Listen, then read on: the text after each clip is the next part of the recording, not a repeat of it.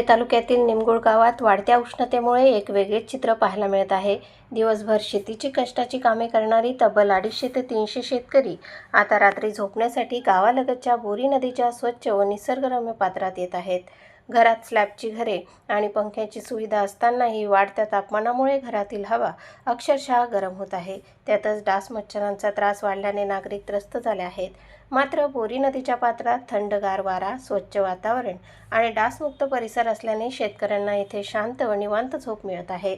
दिवसभराच्या मेहनतीनंतर नदीपात्रातील ही झोप शेतकऱ्यांचा थकवा घालून नव्या ऊर्जेची अनुभूती देत असल्याचे गावातील शेतकरी जिजाबराव पाटील यांनी सांगितले। निसर्गाच्या सानिध्यात मिळणारा हा गारवा सध्या निमगुळकर शेतकऱ्यांसाठी मोठा दिलासा ठरत आहे। प्रतिनिधी गोकुळ देवरेसह स्वराज्य न्यूज धुळे। मला निमगुळच्या बोरी नदी किनारे मोठ्या प्रमाणात शेतकरी झोपायला येत असतात।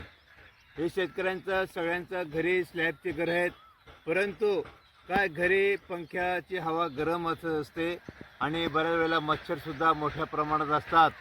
परंतु या बोरी पात्रात, या स्वच्छ अशा बोरी पात्रात नदीत आल्यानंतर, झोपण्यासाठी आल्यानंतर त्यांना थंडगार हवा लागत असते आणि झोपसुद्धा चांगली लागत असते। संपूर्ण दिवसभर ते काबाड कष्ट करत असतात आणि इथं आल्यानंतर सगळा थकवा निघून जात असतो, अशी प्रतिक्रिया शेतकऱ्यांनी सुद्धा मला दिलेली आहेत।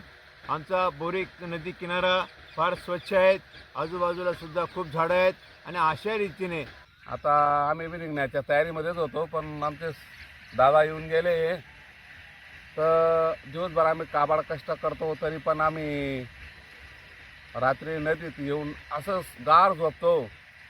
झोपण्याचा मुद्दा असा आहे की नदी पात्रामध्ये अशी शुद्ध हवा येते, दुरून एकदम थंडगार हवा येते आणि मच्छर नाही, काही नाही।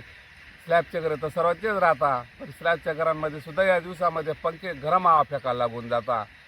तर आम्ही नदीत येऊन असं अनुभवलेलं आहे की खरंच आम्ही स्वर्गामध्ये झोपतो बुवा, असं आम्हाला एकदम आमच्या मनाला वाटतं। आम्ही ना कुत्र्याला ना कशाला भ्याता, ना आमच्या इथं काही त्रास ना काही, तर आम्ही असं बिनधास्त नदीमध्ये रात्रभर असे झोपून राहतो आणि सकाळी उठल्यानंतर आम्हाला अशी एनर्जी प्राप्त होते की आम्ही कामाला एकदम असा वेग वाटतो।